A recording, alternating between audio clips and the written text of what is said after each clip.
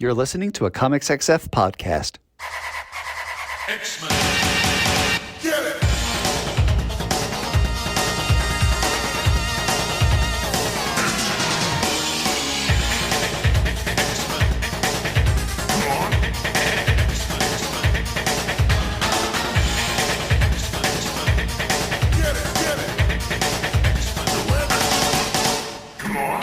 Hey everyone, and welcome to another exciting episode of Battle of the Atom. This is your weekly X-Men podcast where we rank every story from A to Z. I'm Adam. And I'm Zach. Hi, Adam. Hey, I liked your little joke because, well, as our American listeners might be celebrating 4th of July this past weekend, Yeah. we're a week late on this particular episode, which was originally scheduled to come out on another national holiday for another nation. This is our Canada Day episode, and This is because our, of that, this is our Canada Day episode, yeah, we brought in a special guest today, right? Straight from Department K up in the north, because Canadians spend so much on their military and their top secret programs. Canadians, from my understanding, and I think our guest can shine some light into this, but from my understanding, Canadians, in the Marvel universe at least, do a lot of evil. Oh, yeah. Yeah. I mean, it's either the government is evil or they're eating each other and turning into Wendigos. I mean, Canada's a terrible place in the Marvel universe. Luckily, this is from the real Canada. You know her, you love her, my one and only. Everybody, please welcome author of Super Sex and many other amazing things, Dr. Anna Peppard. Hi, Anna. I believe I specifically requested to be introduced as the ultimate product of Canadian technology. So already disappointed, already coming in on a low note. But yeah, I'm thrilled to be here. A little late for Canada Day, but I'm always happy to discuss how much I dislike Alpha Flight. So very excited by the comics you've chosen for this Aren't week. we all always excited to talk about how much we dislike Alpha Flight? Everyone gets mad when Marvel pulls out Alpha Flight during the 2000s and murders them multiple times. But have you read Alpha Flight comics?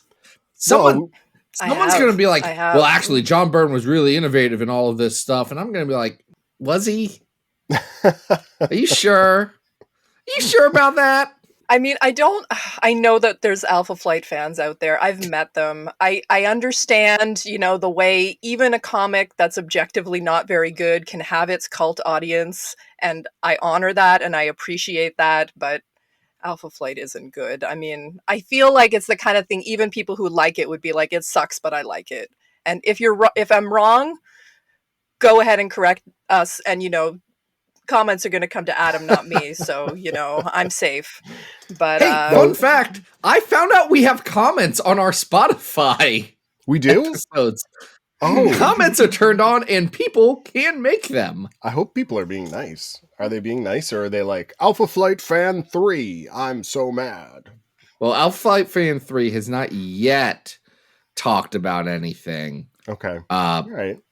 As far as I know. Wow. But, I would say almost all of the comments are great. Some people don't like the bits, and some people would say that Zach is getting increasingly more annoying. What? Which I feel like is a great way to approach this episode, where we're talking very nice things about this comic that I know is near and dear to a lot of people's heart. And you know what? I like bad comics too sometimes. We got very excited about a lot of X-Men 2099 for a while. Well, but I was looking up John Francis Moore's email address today to be like, I wonder if we could get him on to talk about X-Men 2099 for a bit. That'd be fun. I can't find it. I did find a lot of obituaries for different John Francis Moores, and I got very worried. Oh no, he's still with us, right? Multiple in this year. But there was like 5 different obituaries. I assume John Francis Moore is still with us. Well, I was worried because I was worried you were searching out contact info for John Byrne, and that's one person I will never want to talk to for the rest of my life. But someone did request this Canadian celebration, right? They did. And that, well, here's what happened. It's that I think we had this episode planned for like a year since It's we been on the remembered docket for quite some time. That is correct. And then luckily for everyone involved, Dark Tremere on Patreon wanted to do two of the issues that we were already planning on doing. So it was like, Perfect. well, son of a gun. If you want to be like Dark Tremere, go read our minds, figure out what we're going to cover in the future, and then request that if you give us $5. Now, would we have done these episodes anyway? Maybe. Who's to say? But coins and coffers and all that. We might have done this first issue, right? Because this is one of these uncanny issues that we just haven't gotten around to. We're going to start with Uncanny 109. Would we have necessarily paired it with more Alpha Flight stuff? I don't know. But that's neither here nor there. It was already on our list as Canada Day. The theme of the episode was always Canada Day. Anna, what's Canada Day? I do not know. Is it like how you guys also have a Thanksgiving that's slightly before ours? It is our national holiday. A little bit of a weird holiday in recent years due to the ways that some of these symbols of Canada have been co-opted by certain alt-right affiliated individuals. A lot of discourse about what it means when you fly the Canadian flag these days. You too? Also, You too? I should say. Okay. I mean, related to ongoing revelations about the history of Canada's treatment of Indigenous peoples as well. But yes, it is technically our national holiday. There was a little parade over in my 200-person town and some fireworks in the park, that kind of thing. And everybody gets the day off, which, I can't hate on that. Who doesn't love a holiday? I enjoy holidays. Yeah. I'm just starting a long holiday myself. Well, I'm also learning, and I'm now knowing this, being with Anna, is that like when Canada has a federal holiday, like they take it very seriously. Like nothing is open. Like when we have a federal holiday, it's like, well, everything's still kind of open, and like they're just having sales, at Target, and in Canada, it's like, oh no, you can't buy groceries. It's Canada. Oh, it's like Christmas. Yeah, it's like Christmas where you have to plan specifically if you forgot that you didn't have dinner plans, but you did have lunch plans with your family, and normally you'd be fine, but then it's going to be like 8:00 on Christmas night, and you can't even get fast food because they, at minimum, have reduced hours. Yeah, I mean, we take the holidays much more seriously here. I was shocked that things were open on American Thanksgiving. I was like, on Canadian Thanksgiving, which is a complete fake holiday, everything is closed. You can't get groceries. You can't go to Target if we still had Target, which we don't. You guys don't have a Target anymore? I thought you were French. Do the Quebecers still have Target? No, I don't know if they still have it in Quebec. I do think Target pulled out of Canada in general, though. We had it for like 2 years, and then it did resoundingly close, and now there are some ghost Targets that have been turned into other things that still have the it does look like the Target in Quebec City, Quebec is permanently closed. Yes, didn't fly. That's what I didn't suspect. Fly up north, but which is a shame. I mean, such easy brand synergy. The Target symbol, the red on the white. Just like the flag. They really screwed the pooch on that one. And also like the flag is what I think of every time I think of Canada. And that is, of course, James McDonald Hudson, Weapon Alpha. Yeah. And the Guardians. His super suit. The Vindicator. Does he actually go by Major Maple Leaf? Or is that a lie on this wiki? I was thinking that was a way to insult him, but I could be mistaken. I was assuming that was just a put down of the fantastic nationalistic character who is Jimmy Hudson. Jimmy Hudson's... Look, people call Captain America a square, and that's fair. People call Brian Braddock a square, and that's just not reading the comics sometimes. Why is James McDonald Hudson so much worse than both of them? Like, he's actively worse. He's not enjoyable, right? I mean, textually, he is a giant nerd, right? Like, he's into... Textually, Brian Braddock has a PhD, and we never talk about that, do we? That's true. He's a nuclear scientist. I mean... The thing about Jimmy Hudson is that if you read him as being one of the three people in a polyamorous relationship with Heather Hudson and one James Howlett becomes a much more interesting character. If you don't read him in that context, not a lot going for him in terms of general interest or likability. He did build a suit once, so he's got that going for him. Mm-hmm. The suit did also... The ultimate product of Canadian technology that makes him the equal of any Avenger, which he will tell you loudly. Until it basically blows up in his face and kills him 13-inch issues into Alpha Flight because he can't exchange the that's battery good, pack actually. correctly. Here's the thing. I don't want to read a lot of Alpha Flight. I do like the idea that, like, right into this, John Byrne's like, man, this guy's not my favorite. I'm going to blow him up. It's just... that line is amazing because it's even a joke in like the Blackberry movie. There's like a line in that movie that's like, I thought you said this was the best technology available in the world. And there's a joke like, we told you it was the best Canadian technology available in the world. And I'm like, solid joke here. I think not supposed to be a joke, which is both amazing and terrible. So this is his first appearance in X-Men 109, Uncanny X-Men 109. It's by Chris Claremont. It's by John Byrne. This is the first issue. Is this the first issue? Yeah. No, this is the first issue that John Byrne is like helping plot and doing more than Dave Cockrum can't do this book anymore stuff. Mm-hmm, mm-hmm. And it shows because, you know, the first half of this is very much a kind of, hey, we just got back from space. Let's hang out for a minute. And then the second half is like, hi, I'm John Byrne, and here's one of my characters. Let's have them punch each other. And I would say the first half of the book works pretty well. The second half, I'm like, I deeply do not care about this man wearing the Canadian flag around his body. He seems annoying. I've got a question for both of you. My read on Alpha Flight has always been that John Byrne hates Canada, deeply, deeply hates Canada, was deeply scarred by growing up in Canada or possibly his education at the University of Calgary. And Alpha Flight is a manifestation of this hatred of Canada, which I feel can be borne out in the appearance of Canada in Uncanny X-Men 109, and especially the fact that Alpha Flight are originally villains and deeply unlikable villains at that. Like, am I reading it completely wrong? Like, that's where I don't understand the affection for these characters sometimes, because, like, I think he gets some things right in terms of Canada sucks and these characters suck, and, like, I'm sort of with him on that to a certain extent. He doesn't get the reasons we suck completely right, but, you know, there's a grain of something there. I'm all for criticizing Canada. Again, not necessarily in this specific way, but yeah, I don't know, like, is it that he likes these characters or does he hate these characters? But, you know, just likes hearing his own voice. Okay, that last one's definitely true. But as to the rest of it, there's a couple of things I'm going to just nail down. One, notoriously, I have not and will not read Alpha Flight.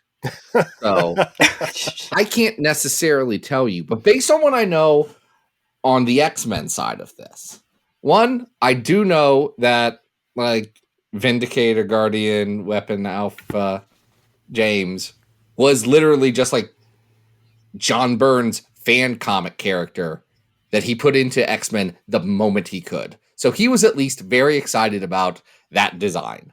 And I'll give it to him.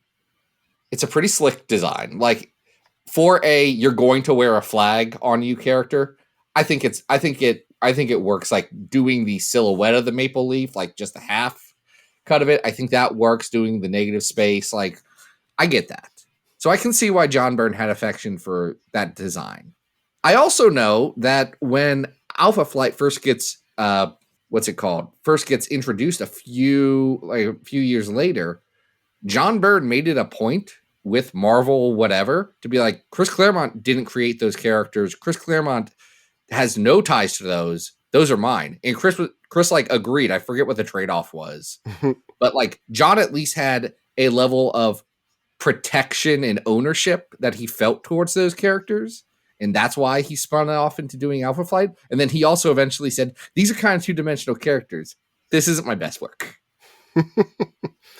I suspect that there's like a truth kind of in the middle of this, right? Because like clearly these are designs and characters that he cared about, right? But I suspect that the reason that all of these characters sound like jerks all the time might be because John Byrne himself is a jerk and is just writing his own voice into these characters. We don't hear it that much in this particular issue because really, well, even here, you know, like Jimmy Hudson is basically like, hey man, you better come back to Canada with me. And Wolverine's like, I got a new family. I don't have time for this, you know? And so he is being a jerk. When they come back the next time, they're being jerks. When they get their own series, they're jerks, you know? So I don't know. It's very possible. I don't know if he's critiquing his nation, but his characters sure aren't I don't fun. think it's, well, there are elements in which there is a critique, like, you know, it's not in this issue, but it's in the Alpha Flight introduction issue, and like Wolverine's walking around Calgary and being like, all these shiny buildings can't disguise the poverty that's here. God, I hate Calgary. And I'm like, well, John Byrne lived in Calgary for many years, so I'm like, there's something going on there. But I don't know. It's like when I think about the introduction of this character here, the critique of Canada as this hyper militarized nation, like the like crew with the Canada flag helmets like flying in under the US radar. There's just it's a lot. There's a lot going on here, and I've never been certain how to interpret this. I mean, I should say an anecdote really quick, because before, you know, we get move really past it, because we were talking before the pod about whether I'd read Alpha Flight before, and I did want to note that in my elementary school library, I believe the only comic that we had in that library was like a like trade paperback reprint of, I think, like the first 6 or 7 issues of John Byrne's Alpha Flight. Even then, I was profoundly confused by this. I was like, what are these knockoff Canadian superheroes? Is this like something our government paid for or something? And they fight like the land itself in tundra. This like seems like something I would be forced to read in school with a real backwards nationalism to it, and it's always left a bad taste in my mouth because of that. They did not win me over as a Canadian with exposing me to that at a young age as the only comic that I had access They to. do literally, like, their biggest villains really are like the ancient gods of the peoples before them in Canada, aren't they? Which is potentially interesting. I mean, you know, I don't know why the avatar of, like, you know, indigenous magic is a very white lady, but still, you know. Snowbird's got some issues. I think we can all agree. But I will say, back to the point of, is John Byrne criticizing or critiquing? You know, that is where he got his career. You may not know this, but his first work in comics that got published was in the student newspaper for the Alberta College of Art and Design in Calgary, which was the superhero parody Gay Guy. Oh, yes. Which was about making fun of how art students were gay. Mm-hmm.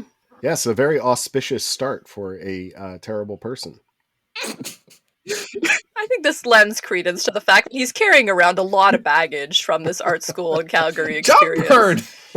Listen, on the day when an interesting article about Steve Ditko did come out, I bet there's an interesting article about John Byrne that could be written. I think there's a lot to unpack about John Byrne. But do you really want to, is the question. And I don't, you know. I don't want to when he can respond to it. I would love to see what happens when he is in memory. Oh, wow. Well, hey, what's your memory of this comic that we're talking about? Because we are woefully off track. Well, we kind of, I mean, I broke it down. Like, it's basically get back from space. Phoenix reveals that she's Phoenix to her parents. Her parents are like freaked out. I really like the way that's staged too, because it's like from Cyclops' POV. Mm-hmm. And then the rest of the team goes on a picnic, and then Jimmy Hudson flies in and like ruins the day. And the X-Men are like, no, man, this is our little Canadian. Get out of here. And that's it. Did anything else happen in this issue? The fact that it's specifically like this guy emblazoned with the Canadian flag interrupting their picnic violently and almost killing Moira is just like, it is very funny, and I do strongly appreciate it. I also strongly appreciate the Nightcrawler scene in this issue. I forgot that this was in this issue, but the little scene where Kurt goes and talks to Scott, and he's got one of the really, really, really great Nightcrawler lines, and I have to think this is a Claremont line rather than a Byrne one, where he says, I might be crazy, but I'm not insane, which is a really wonderful distillation of, Nightcrawler's approach to life, the way his swashbuckling is a coping mechanism, and that's so wonderfully articulated there. And like the contrast with Scott, you see his empathy coming across. One of my favorite Nightcrawler scenes, as I think somebody said at the beginning, I think it was you, Adam, like this is like half of a good comic, and I think it's the half that Claremont was more involved in and less the part that's Byrne's pet characters, but Yeah. such Like is life. that has a good scene with Storm and Wolverine, especially because they're still trying to figure Wolverine out a bit, and you get the Wolverine's like, oh, I want to go hunt some stuff, and Storm's like, you want to kill an animal? He's like, I didn't say anything about killing. Takes no skill to kill. Yeah, Like, this is the introduction of that idea that Wolverine hunts only to like play tag with deer, which is really adorable. I think I love Disney Princess Wolverine. I don't know if John Byrne would love that. John Byrne, another thing John Byrne doesn't love in this comic is the Fang costume that Dave Cockrum did leave as a screw you to whoever came next. Oh yeah, John get Byrne this off right now. Like, we're not doing this. He draws it once in Iron Fist and says, nope. This one's bad. We're not doing it anymore. I can understand that. And then I get it. It has a lot of teeth. Dave Cockrum's doing that as a joke, and it's fun. Yeah. I want to go back to, I think Anna mentioned that Moira almost dies in this issue. And I do think, like, with the Hickman retcon, that would be hilarious if Moira, like, in her multiple lives died in this particular scene and just started a brand new timeline just because Vindicator came to town. It's like, oh my God, what are you doing, Moira buddy? was prepared for a lot of things. She wasn't prepared for Canada. No. I don't think there's any evidence of Moira ever going to Canada. And I think there's a reason for that. Interesting. Yeah. Canada's a dangerous place. Don't quote me on that. I have not reread all those comics. There's a lot of them. But Banshee does really go off. He's not happy when that happens, which I also appreciate that he's very romantic and, he wants to protect his lady. Love Banshee. That's so nice. We should rank this comic, though, because it's been 25 minutes and we've barely talked about anything except for John Byrne. Well, that's okay. We're covering some stuff we're going to cover elsewhere. So, Zach, you mentioned our big old list. What is this big old list that we have? Oh, so here's the thing, Adam, and you may know this. I believe you've participated from time to time. We have been ranking every X-Men story from A to Z, which really means from best to worst, and it's just the first letters of our names. That's your every 3 years reminder of what that bit is. I like that. The best is House of X Powers of 10. Number 300 is the Road Trip X-Force. Number 600 is X-Men, The Burning World. Those are two comics where people go to Burning Man, and they're 300 places apart on this list, and I don't know what that says.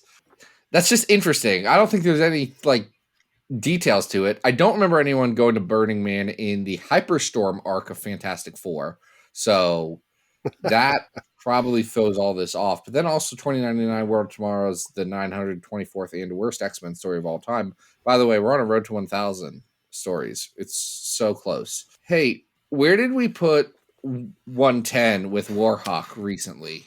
Okay, so the issue that comes after this is the fill-in issue with Warhawk that we talked about recently, and it is all the way down at 647.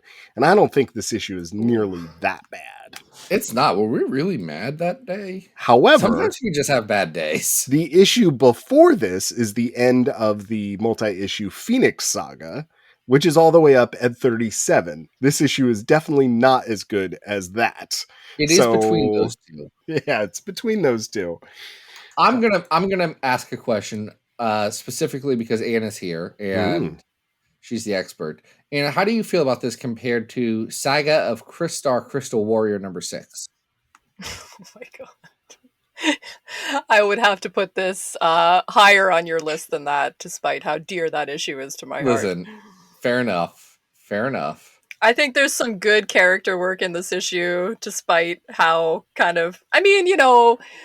Jimmy Hudson busting it is annoying, but it's kind of supposed to be annoying, and it is enjoyable on that level. I mean, there's some classic Claremont character work here, and I mean, John Byrne, for how much we've been bitching about him, he's still bringing his visual storytelling to this one. John I Byrne, mean, he's a it good is artist. it is part of the classic era. He is a Yeah. good artist, though. Wait, who is? Yeah, Terry Austin's inking him here. Yeah, it looks good. Terry Austin, the man with the amazing ability to make anyone look like John Byrne. It's so great. And how do you feel about it compared to Amazing Nightcrawler at 430? Oh, it's got to be higher than that. I think it's higher, but I mean, you guys are the experts. I'm gonna say I found my ceiling, Adam. Just scrolling up. What's Mine your is ceiling, Zach? Mine is probably definitely 377, which is New X-Men Here Comes Tomorrow. Oh, Which also involves Nightcrawler, but I don't think Anna would like that Nightcrawler. Just because it's like it's intentionally not what you want.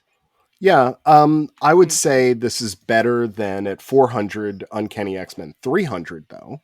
And I'm looking up in between. So we're going to be in the 300s here. But I'll be honest, like I don't know if this is as good as like Wolverine Noir at 385, which is saying something. I don't think this is as good as US Avengers 10 through 12. It's probably better than the 2 issues of Rom Space Knight where Hybrid tries to turn Kitty Pryde into a broodmare. Yeah, God. it's probably better than that. And it's probably better than the X-Force End of Volume the 6 Spurrier arc X-Force. Omega. Is it better than Typhoid's Kiss from Marvel Comics Presents? I'm gonna be honest, Adam. I don't remember anything about Typhoid's Kiss. That had that great Steve Lytle art. It's Wolverine and Typhoid Mary.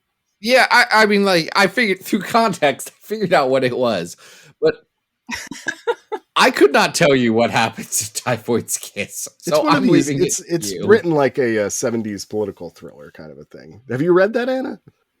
I do not believe I actually That's have okay. read that. This is probably better than Oh that. well, I mean, Anna, you probably have read at least one issue in there. Yeah. Marvel Comics Presents 110, where Kurt Wagner tries to find Jack the Ripper.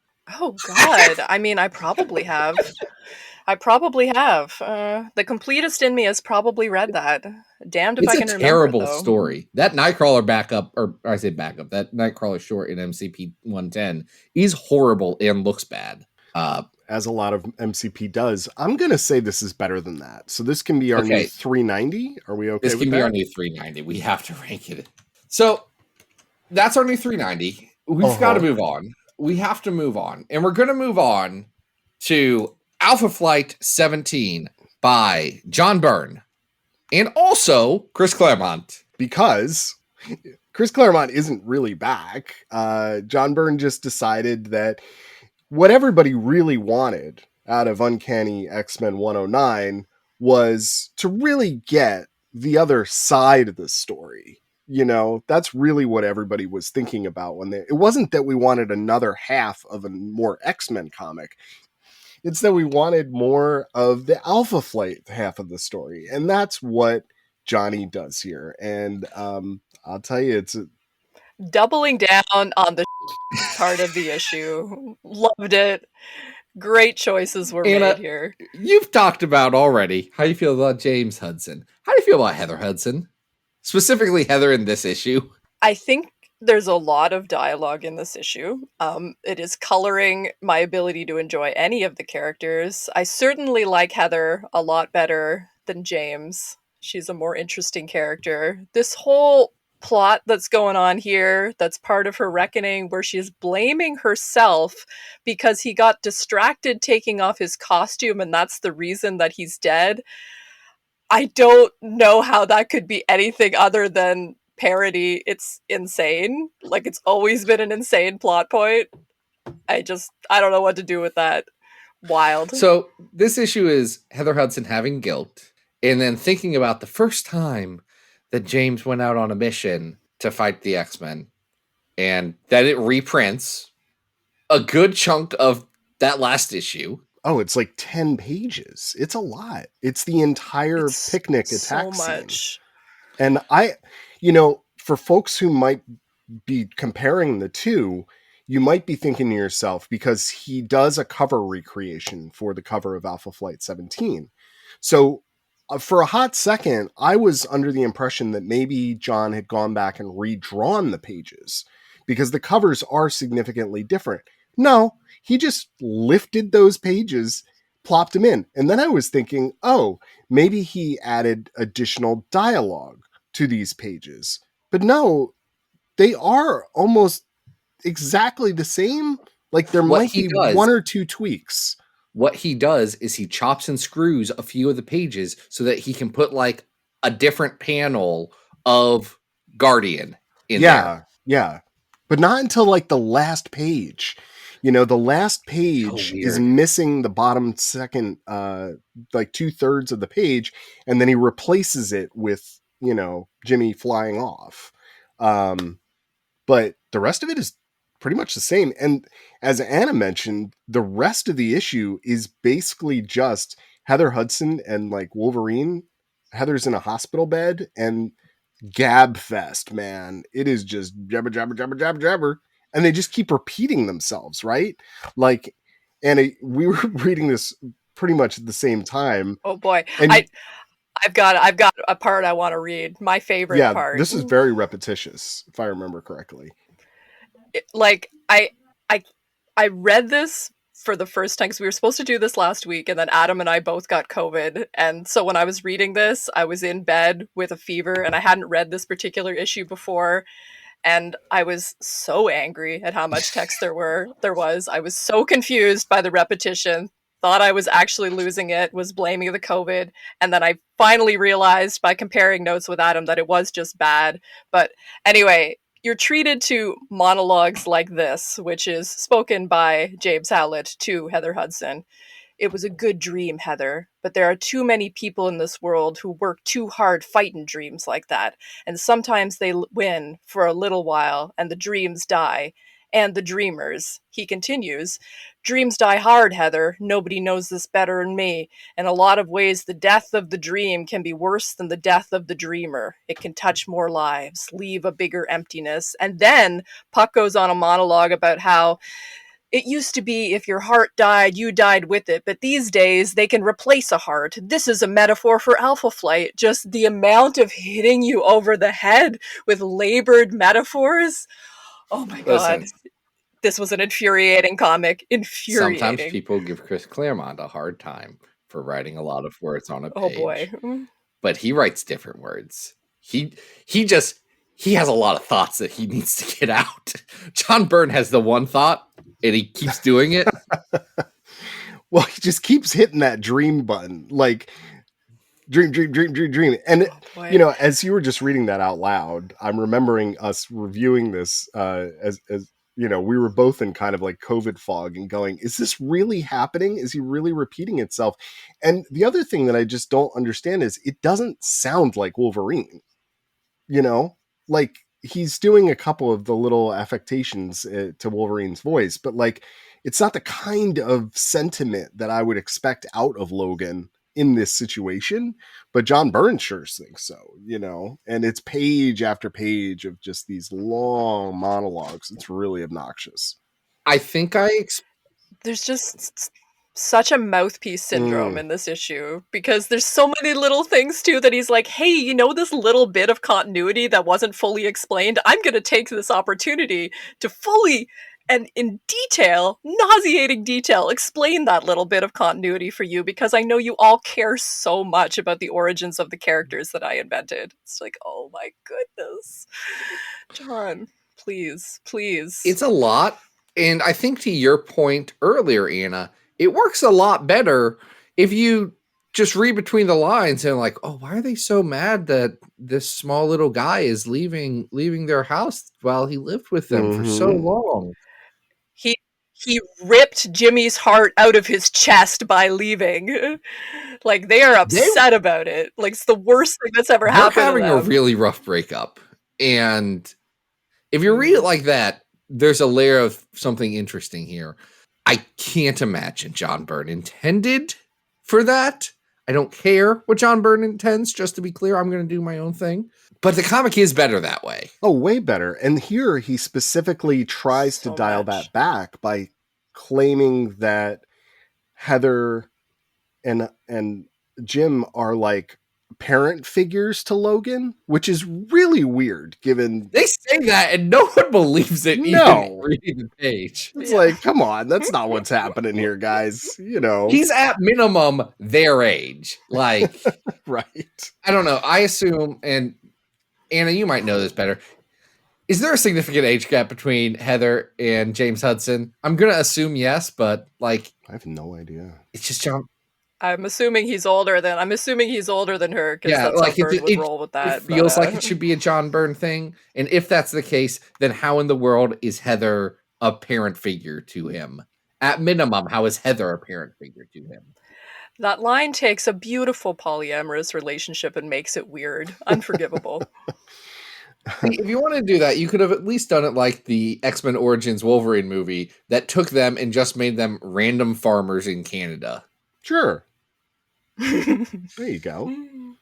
I would say more about this issue, but nothing else actually happens. I think what people can do is just skip back to like minute 7 of this podcast and re-listen to a chunk. Because that's what John's doing. He's just like, I'm tired this month. Whoop, chunk. Let me just take half the comic and we'll do it this way, you know. And it's very much, Anna, you're hitting it right on the nail on the head. Like it has this like George Lucas prequel energy of like over explaining what's happening in these little, you know, in between things that like no one was interested in that. You know, no one really wanted to hear that, but John Byrne thought so.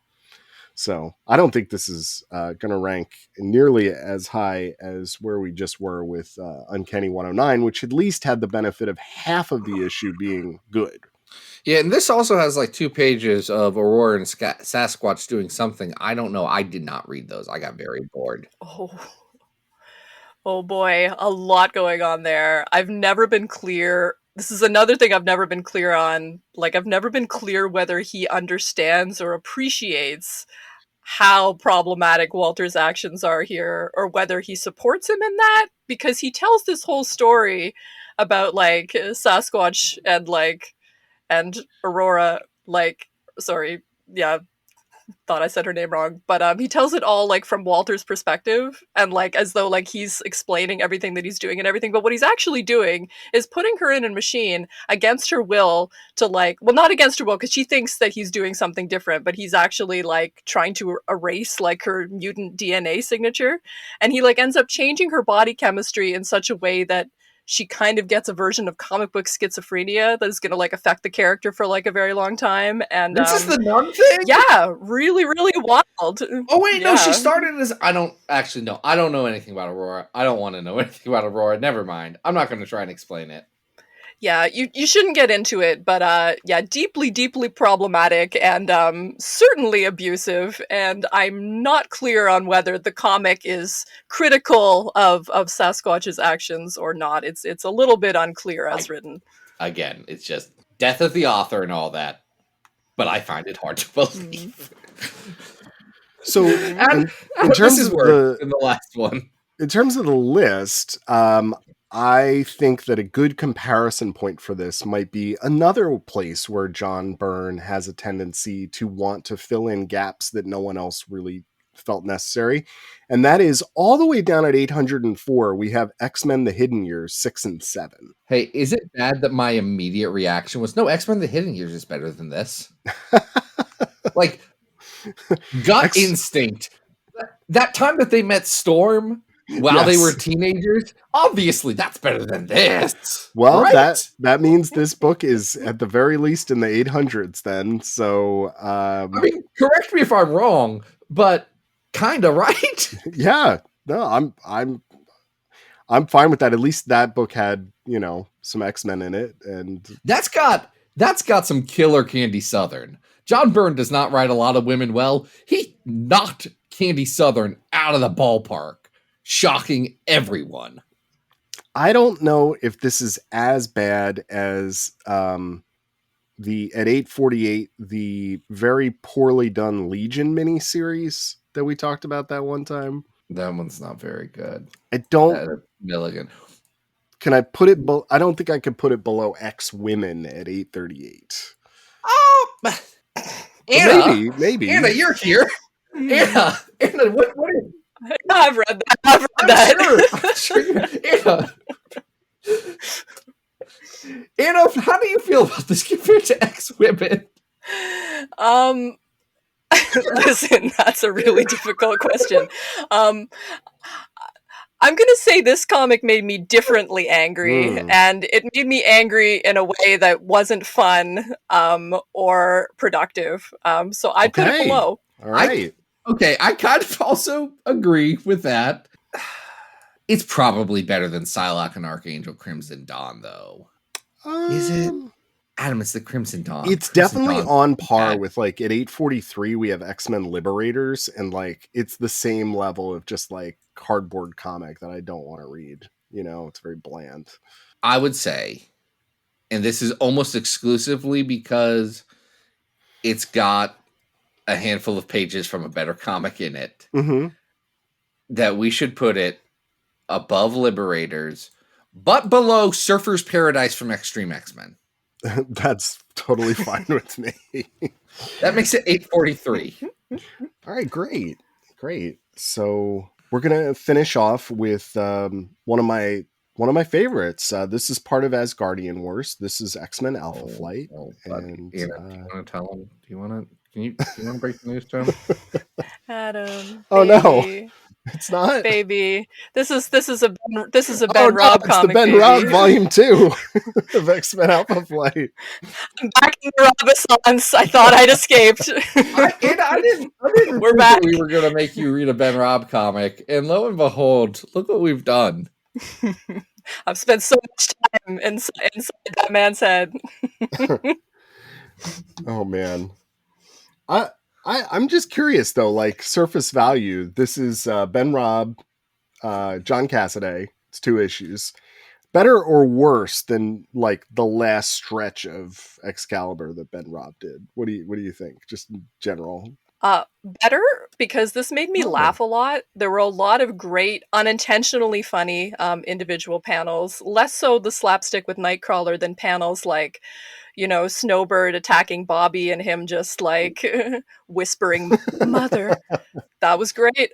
You know, the beginning of the issue where Scott is standing by Jean's grave and he's like, "I'm not here because I miss you, Jean. I'm just here because it's Wednesday." And you're like, why is he so angry? And like, there's a lot of that. Like, Ben Robb does this thing where he really wants to do the Claremont monologuing. He doesn't have the chops to do it, so it often comes off just like this juvenile fanboy version of it, and it can be very unintentionally funny. I've had this reaction to Ben Robb comics before. Had fun tweeting some of the panels for this one. So, on that level, I'm going to say I experienced enjoyment while not liking this comic in the least.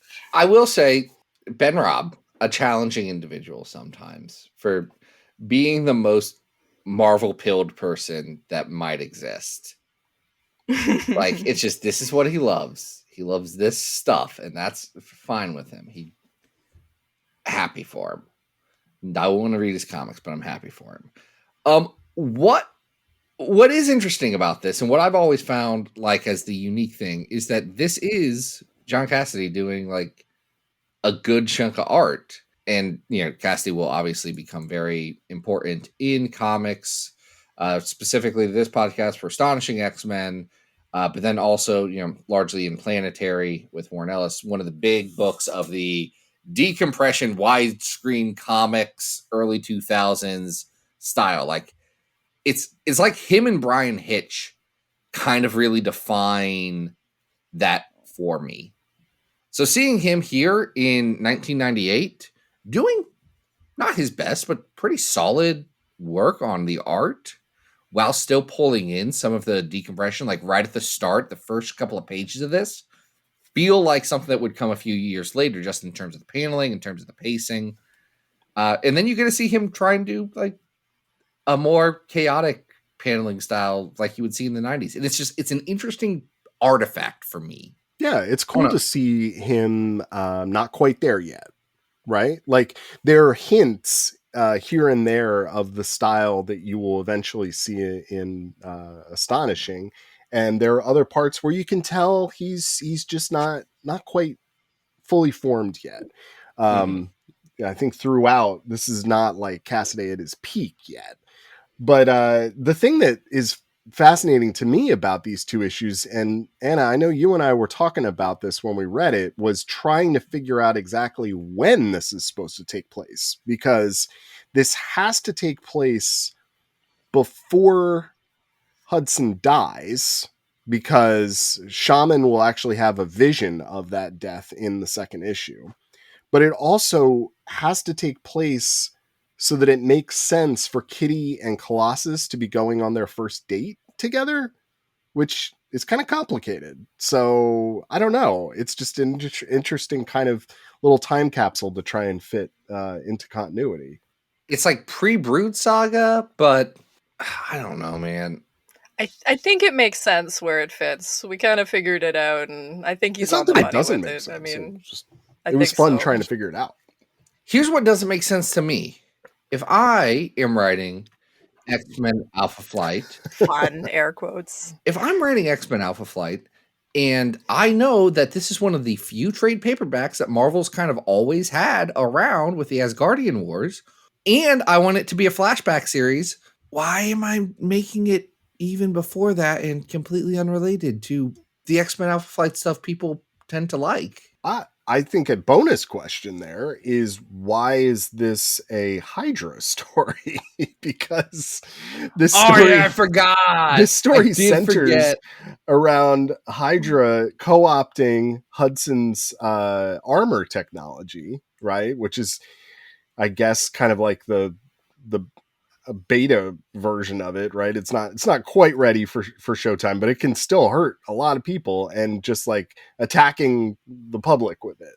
And then the X-Men and Alpha Flight have to team up. And then Alpha Flight has to rescue the X-Men, which, okay, I would have maybe done that the other way around, but whatever.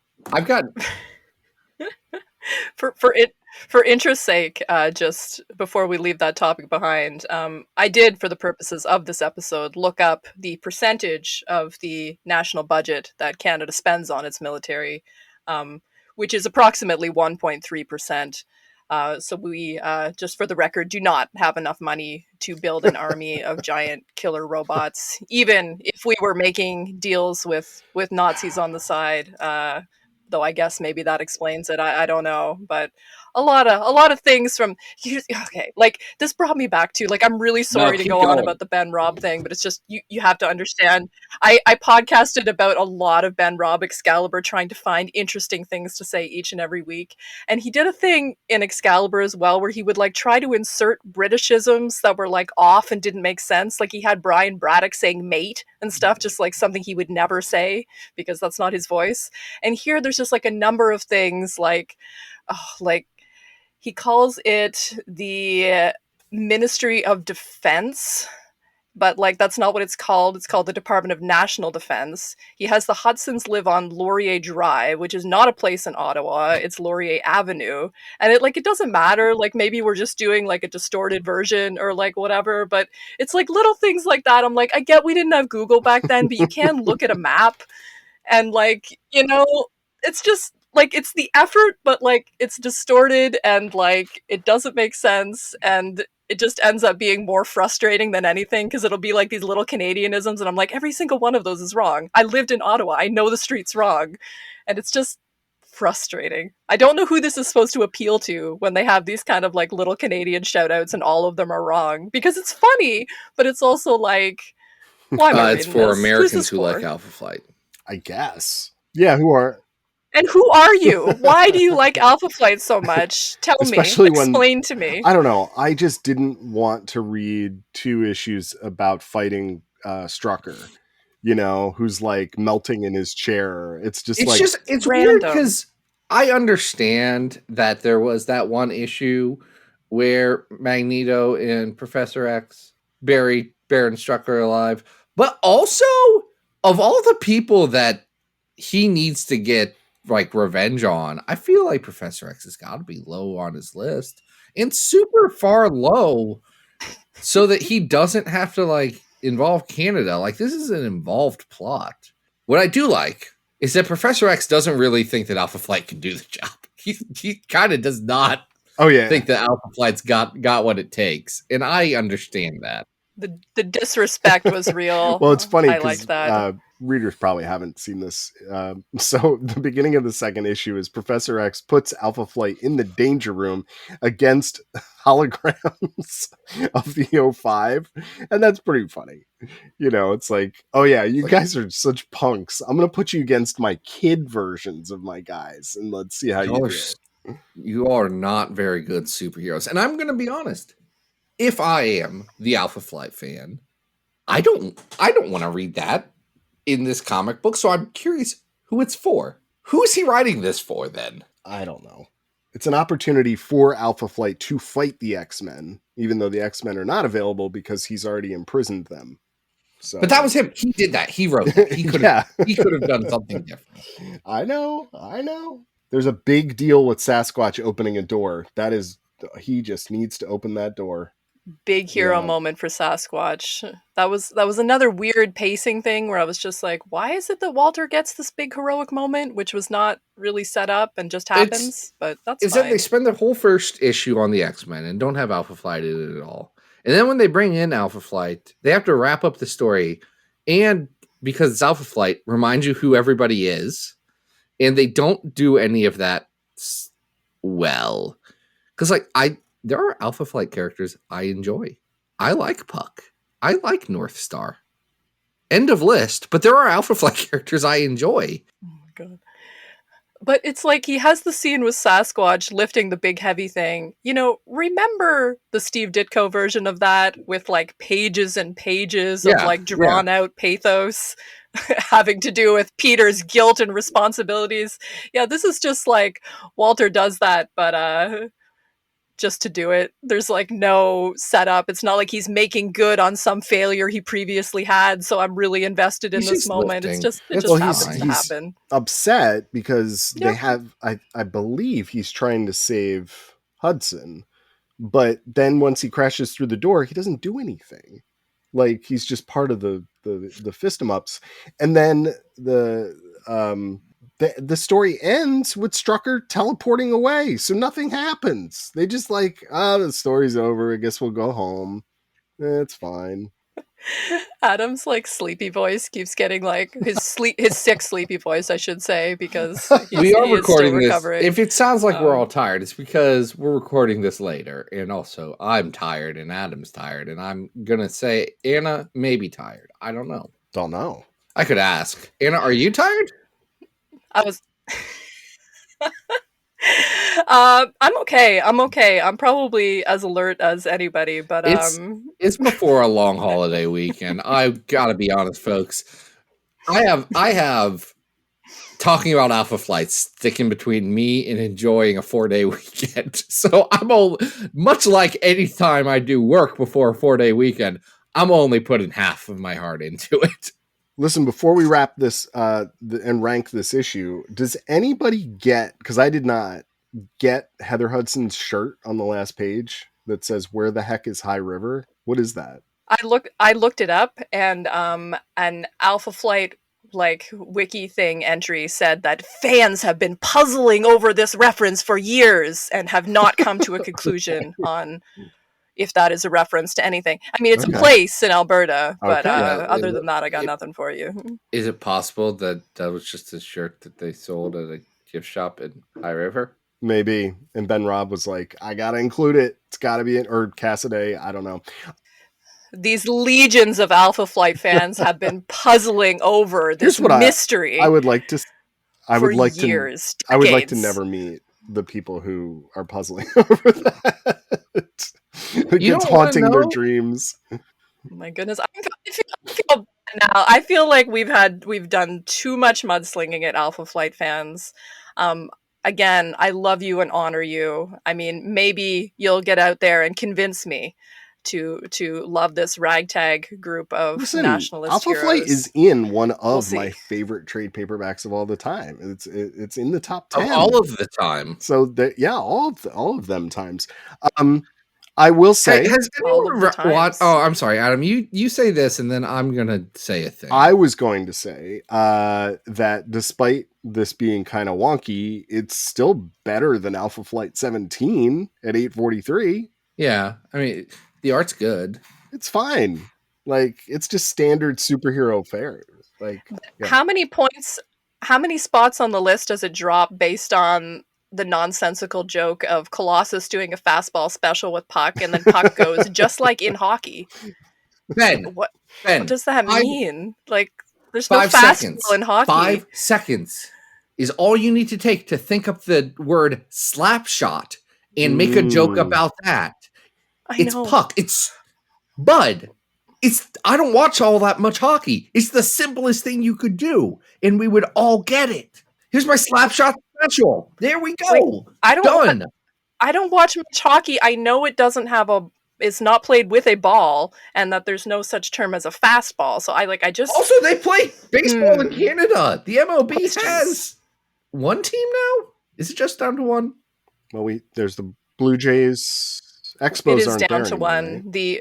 Right. The Montreal Expos are long I now since think that defunct. was 20 I years did ago. recently make Wasn't Adam aware of their wonderful mascot wild. Yuppie, which he was not aware of. These are one of the Canadian facts that great. I've been exposing him I to lately. did forget that they became the Nationals like 20 years ago. Yeah. So we're That's saying it was a this while is better back. than Alpha Flight 17. Anna, is it better or worse than Excalibur 83 to 85, the Soul Sword trilogy? Ooh. That has some Okay. good art depending on the issue. I mean, it gives you that Sienkiewicz tease, and then he pieces out like after 2 pages. So Got some Okay. good Dodson art on one of the issues. So is this better or worse than I that? don't know. That's a Okay. Anna, better. is I'm this gonna better go or better. worse than Excalibur 118 to 119, Dark Knight of the Bamfs? Oh my god. These are really hard choices. The ranking of Ben Robb greatest hits. Welcome to I mean, Robcast, where we rank only Ben Robb I think that's better. At least the first issue of Dark Knight of the Bamfs is sort of fun. I'm gonna say it's better than this. I think I'm coming back down. At 818 is Wolverine 98 to 100, Furnace of His Mind, Anvil of His Heart, which is not a good story, but does have some really great Adam Kubert art. It does have Dirt Nap also. In this comic. So I think this is better. I don't remember at 820 we have Excalibur 115 Missionaries. I What think was that's that? the one where Moira locks herself in. It is. It's the one where Moira locks herself in the thing. Yeah. This is better than that, right?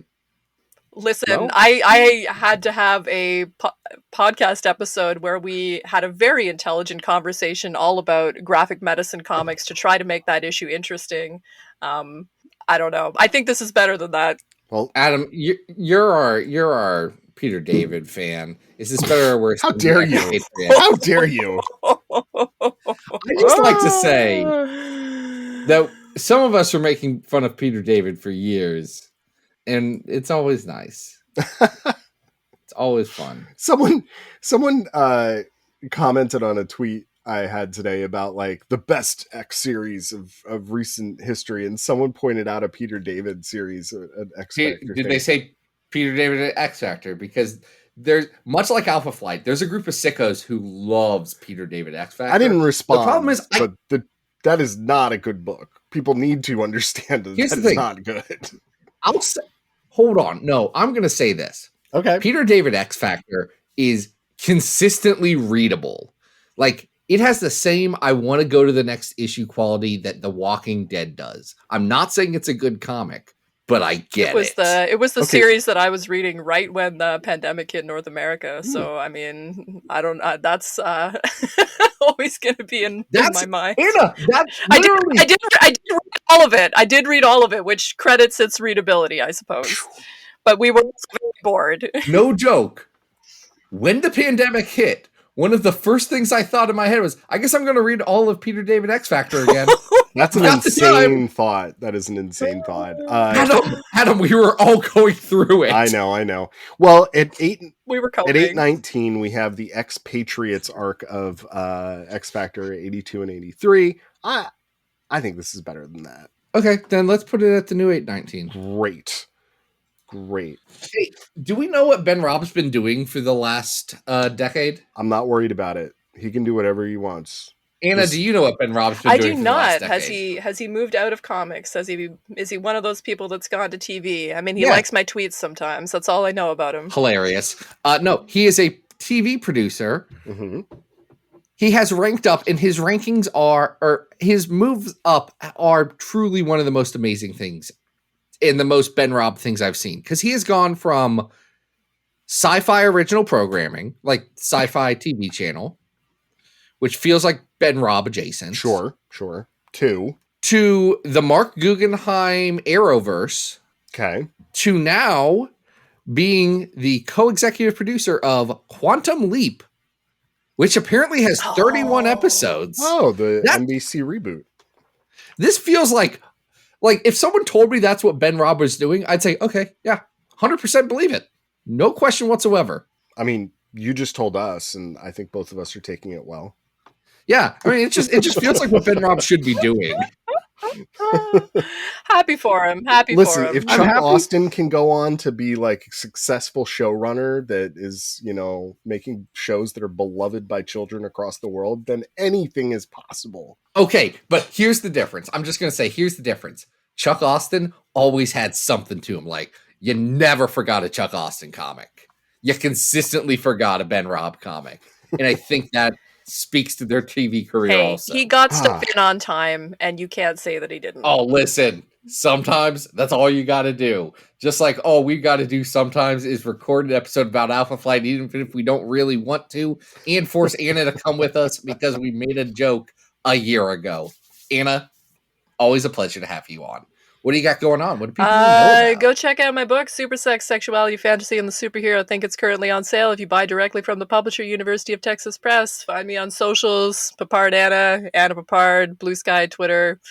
You can go check out my defunct but always classic podcast, Oh Gosh, Oh Golly, Oh Wow, in which we discussed every single issue of the original run of the classic Marvel series Excalibur, including many, many Ben Robb comics, if you enjoyed this discussion. And always find me over at Comics XF, where I'm often doing something or other. You just had that good Jimmy Olsen piece. Oh, just had a piece all about the ecstasies of Jimmy Olsen drop over at Shelf Dust. If you want to hear about Jimmy's sexy transformation into a giant turtle man, I've got you covered. We all know about the giant turtle man. We all know about the time Superman got a lion head. We're on top of our Jimmy Olsen, AKA back when comics were good. Listen, based on what we just read today, who's to say that's not true? Adam, hello. What's up? What are you doing? What do you got going on, buddy? I'm just trying to get healthy, man. I'm feeling a little bit better, which is good. Folks can always follow me. Have you tried the ivermectin? No horse paste for me. I mean, Adam, I do want you to get better, but what I was trying to get at before was that this, this sleepy, sick, sexy voice is working for you. Oh, okay. Well, maybe I'll just stay like I can jump off the. Folks can always find me on social. So Adam Reck on Instagram, Blue Sky, Arthur Stacy on Twitter, and of course always in Anna's heart, but you can't find me there. That's just for her. And Zach, what are we doing next week? Well, next week we aren't going to thank Dark Tremere, who did request this episode, and thank you for that. But they don't get a request next week's. A different person does. And they requested stories with no villains. And do you know what we're covering, Adam? Me either. We got to figure it out. But until then, folks, Anna, thank you so much for coming on. And this has been Battle of the Atom. We hope you survived the experience. Get it!